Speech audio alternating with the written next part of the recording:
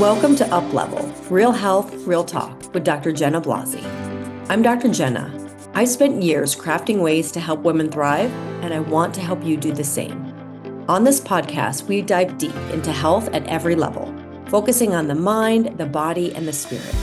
This is where real conversations meet transformational wellness. We'll be talking about all the things that truly matter, from nutrition and fitness to lifestyle, mindset, and personal development. Plus, the real deal on managing stress and navigating menopause.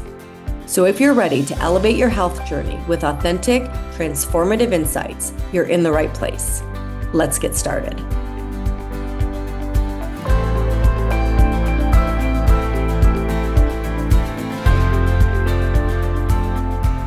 Hello, and welcome back to Up Level. I'm Dr. Jenna, and today we're going to talk about the nervous system.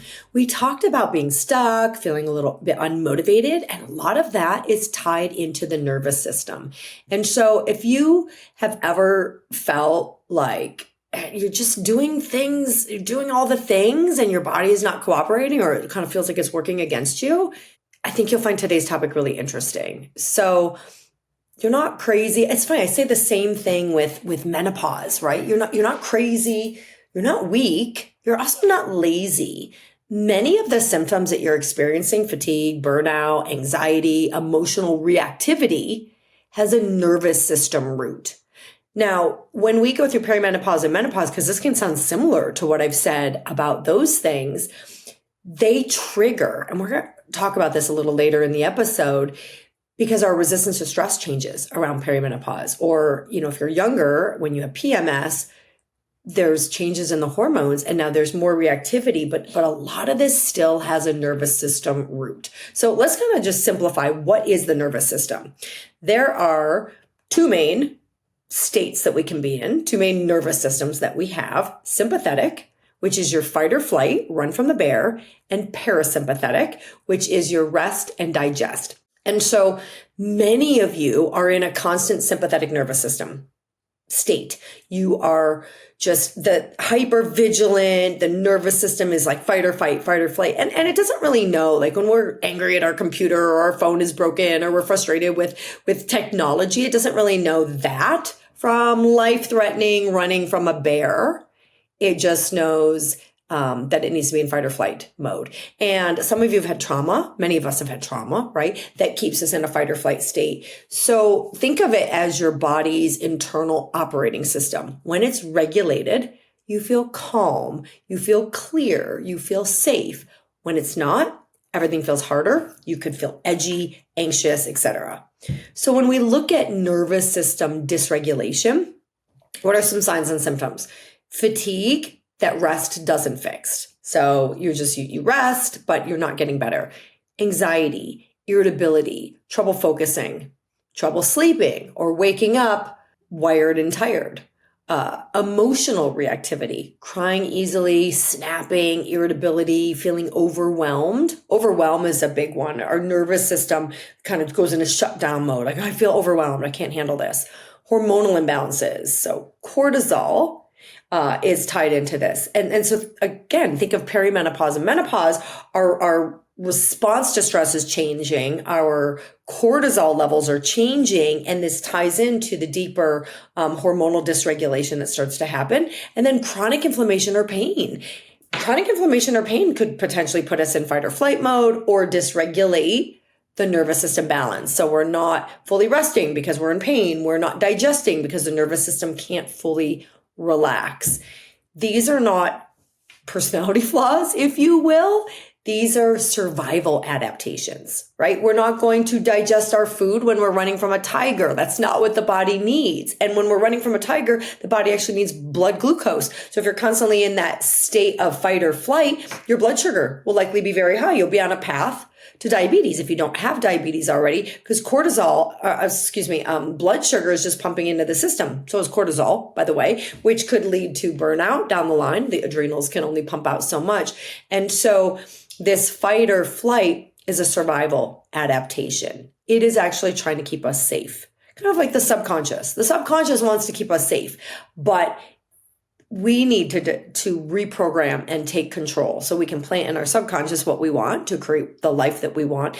And we can consciously get in a state of relaxation, in a state of digestion, in a state of a parasympathetic nervous system state to be able to heal. It is incredibly hard to heal, if not impossible, honestly, if you're in fight or flight mode all the time. It's a path to burnout. It's like when people use the expression, my nerves feel frayed, right? I mean, look at that image. My nerves feel frayed. There's such a hypersensitivity and fragility to that state. And so this matters. It matters a lot. And it matters especially for women in midlife. If we go back to the symptoms that I just listed, if you've listened to my thyroid episode, my perimenopause and menopause episode, like you can see the overlap, right? Fatigue could be iron deficiency, could be thyroid, etc., but it could also be nervous system. And if your thyroid's off or your adrenals are off, we can still go back and go, what if I were in a relaxed state all the time? How would that benefit my thyroid? How would that benefit my adrenals? How would that benefit my blood sugar? And so these things are not separate, just like the body is not separate. And that's one of my issues with the way we do medicine today is we have all these specialists and let's just piece you up and go to this specialist for this and this specialist for this, but we're interconnected. And to my episode on mind, body, soul, we're interconnected as like a body, like gut brain connection and the way that all the organs work together, and we're connected mind, body, soul. And so working in a holistic way is really important for addressing you as a whole person so you can actually not only get to the root cause, but feel better. So this matters for any type of illness, in my opinion. So if we look at, but why does it matter, especially for women in midlife? So estrogen fluctuations impact our stress reactivity. As our estrogen goes down, we're not handling stress as well, and is linked with the nervous system and the gut and our stress response with the adrenals.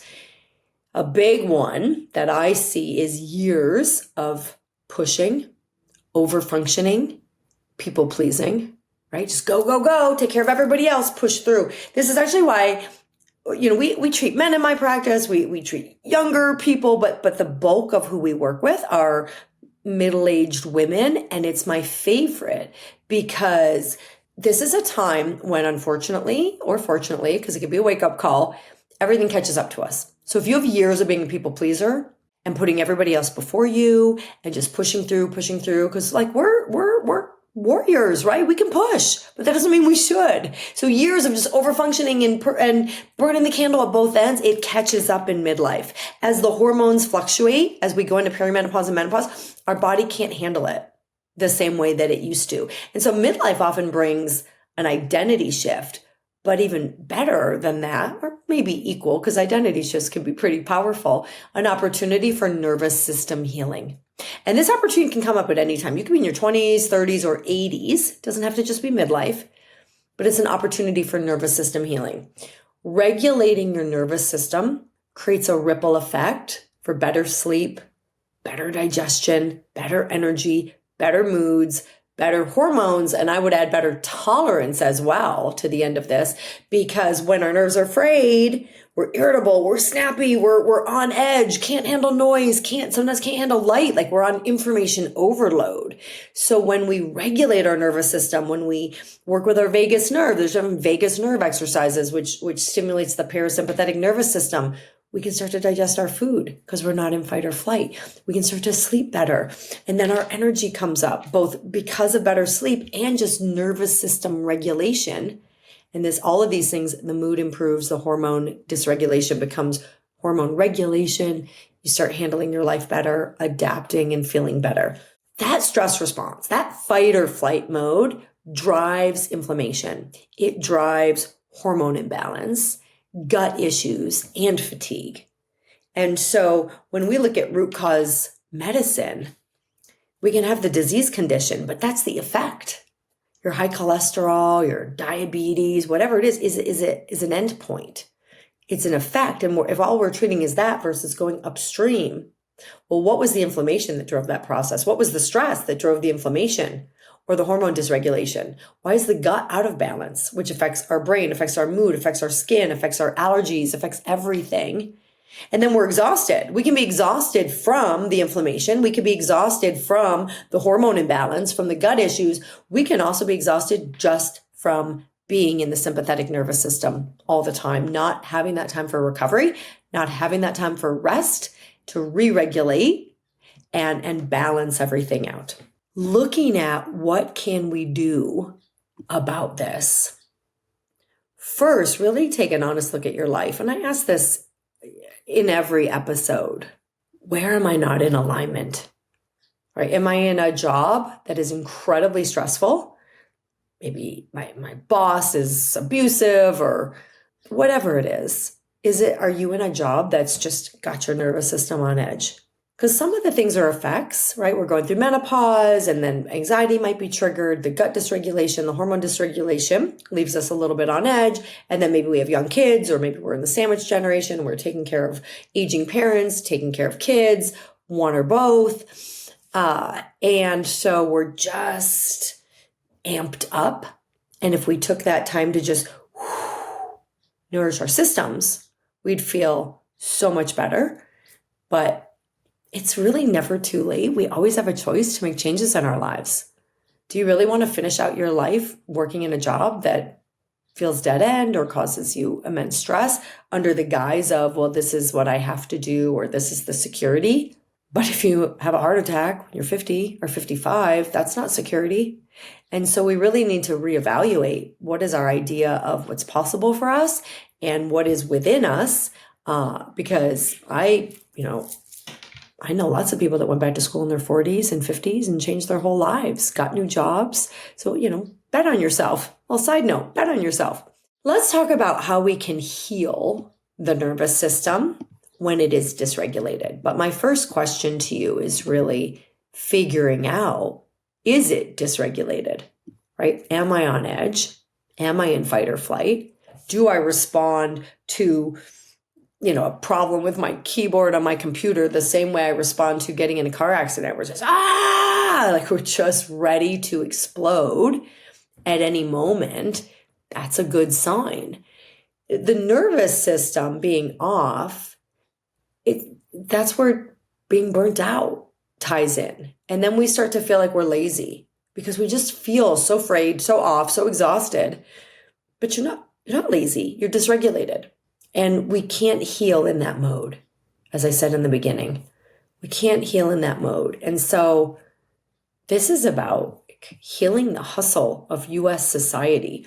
I was a exchange student to France when I was 18. And the biggest thing, I got interviewed. I went as a Rotary exchange student and I'd been there a few months, I think. And I got interviewed by, I think it was the newspaper, the small local newspaper where I was living, through the Rotary Club. And they said, what's the biggest thing that you noticed? What's the biggest difference about France than the US? And again, I was 18 at the time, but it was striking to me that the French knew how to relax. I hadn't witnessed that here in the US. They knew how to relax. I mean, it was baked into their day. It was built into the structure. First of all, I don't know if this has changed. It's maybe changing. I know they've put it up for vote, but their work week was 35 hours. Like their work week was 35 hours. Where in the US, I mean, most people wear it as a badge of honor. I think people are getting more aware now that they're not so proud of it, but I work 50, 60 hours a week. I'm available to you. I have the best customer service. I'm available to you 24/7, which is not a sign of, I don't want to work with someone that's available to me 24/7 because I know that they're on a path to crashing, that they're not taking care of themselves. So they had a 35-hour work week. They also closed down at lunch. So we had a 2-hour lunch break. 2 hour. What do we have in the US? 30 minutes? 20 minutes? 30 minutes? Usually? Depending on your job. I'm thinking of schools. Schools are like 30-minute lunches, I think. But your job maybe gives you an hour. Maybe. But then a lot of people are still working into their job, into their lunch hour. They're not quite starting right away. How many of you have a situation where you take an hour and a half to 2 hours for lunch? Probably not many of you. 2 hours was the lunchtime. I graduated high school in the US, and then I went back to high school, lycée, when I was in France. And I thought to myself, okay, I have a 2-hour lunch break. This is great. I'm going to run all these errands and I'm going to go here and do this and do that. Guess what? Everything was closed. Everything was literally closed. They're saying, hey, chill. Go get a coffee. Go have a wonderful lunch. Go be with your family, whatever it is. That's what struck me. They knew how to relax. Maybe to a fault on some level, because I don't know if I've told this story here. But I joined a racquetball club and gym to stay fit while I was there, because I actually taught fitness classes when I was 18. So I was already a fitness instructor at age 18. And so I was very into fitness even then. And I went to this club, which was literally there was racquetball on the first floor and a bar, a literal bar with alcohol. And then the bikes and the weights and stuff were on the second floor. And so I was upstairs working out on the second floor. And I remember these two women, and they had their cigarettes on the front of their bike. And they were biking. I swear they biked for like 5 minutes. And then they were like, you want to go down and sit in the bar? Yeah, let's go down and sit in the bar. So I'm not saying it's a perfect society. I'm not saying that maybe they don't overdo the not having, maybe the fitness level and whatnot. But we're really a bit out of control in this culture with like work.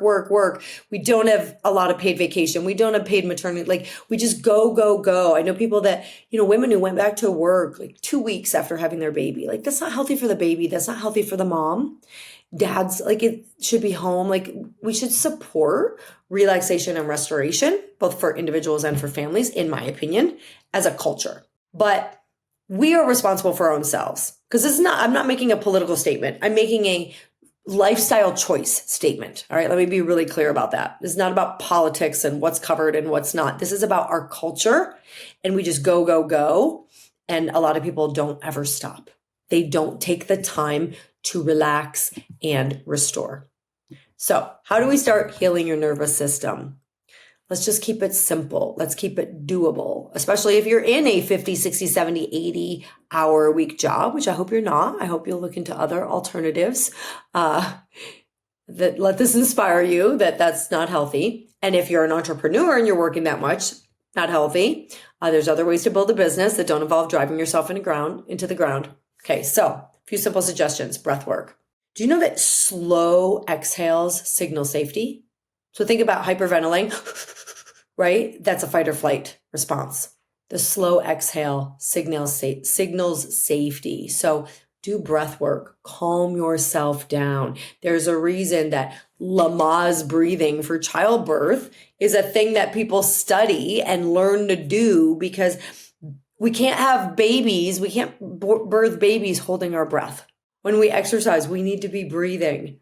So throughout our day, we'll often catch yourself. You'll catch yourself. You'll be holding your breath. If something stress happens, we hold our breath. So breathe slowly, breathe intentionally. And I always tell people, inhale. If you're going to do breath work, inhale, you can count, because it gives your mind something to focus on. Inhale up, make sure it goes into the belly. Put your hand on your belly if you want. Breathe in through the nose, feel the shoulders relax, feel the belly expand, and count, giving your mind something to focus on, because it'll wander, right? And then when you exhale longer than the inhalation. So maybe you inhaled up for 6, exhale out for 7 or 8 or 9 or 10. Remind your body it's safe. You can do this as an affirmation as well. I'm safe. I am safe. My daughter has had a lot of fears and anxieties, so we do affirmations before bed. When she was little, I'm safe. I am loved. And so these body-based practices, breathing, but also walking, getting your feet on the earth, getting your feet in the grass and the dirt, often known as grounding, humming, tapping, music that helps us tune in and relax. These are all wonderful ways to calm the nervous system when it's stressed. Limit overstimulation. So there's things we can do, and there's things we can eliminate. Eliminate overstimulation, or limit it. Phone, news, noise, mindless scrolling. All right. All those things have an impact on the nervous system. And then that pillar of nourishment, that's such an important one. Nourishment and blood sugar balance. Safety starts with these little choices. When the body's nourished, it feels safe. When the body's getting the nutrients it needs, it feels safe. And if we're in constant fight or flight, the best nutrition in the world, by the way, you're not even going to absorb the nutrients. I mean, that's why in our programs with our members, we start with the gut. The gut is getting the vagus nerve so that it's digestion, getting in the parasympathetic nervous system so we can have rest and digest, and repairing the lining of the gut from stress, from medications, from surgeries, etc., so that you can absorb your nutrients. So when we're nourished, when our blood sugar is balanced and not erratic, the body feels safe, the moods are more stable, the nervous system can relax because it's not fighting for life. So these daily regulation rituals, notice I said daily. I encourage you to do these daily. Don't wait for burnout to pause. Don't wait. Why? This is the conventional medical system. We wait till it's a problem. We wait till it's on the labs. We wait till the chemical has 100 people dead in the street before we scale back and go, we should address this. Let's not wait till there's the crash. Let's go upstream. So daily regulation rituals to bring yourself back. And if you notice you're stressed throughout the day, do these throughout the day. You can set a little alarm and just whoo. And I have different episodes on just these stress pieces. And body work. Body work is fantastic. So, or it could be therapy. Maybe you want to work with a therapist or do different type of coaching that helps you become aware of your body and helps you regulate your nervous system. Getting massages, getting energy work. All of these things can help. Acupuncture can help restore and balance and regulate the nervous system. And just like with everything else I say, you don't need a perfect routine. These small signals sent consistently to the body tell it you're safe now. We just have to keep reminding it, it's okay. It's okay. You're safe now. So just consistency, not perfection, progress, not perfection, not a perfect routine. Just keep sending these signals so you can start to regulate and get into that parasympathetic nervous system. So remember, you're not lazy. You're not failing. Like I said in the episode on being stuck, your body's asking for attention. Your body is asking for restoration. So when our nervous system is frayed, we get to look at it as an opportunity.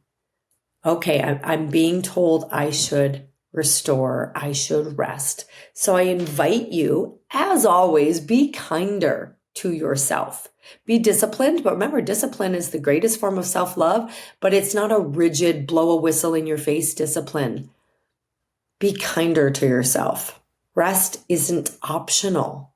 It's medicinal. It's doctor's orders, if you will. So I'm going to leave you with a journal prompt. Ask yourself, what would I do differently if I believed that my nervous system mattered as much as my goals? What would I do differently if I believed my nervous system mattered as much as my goals?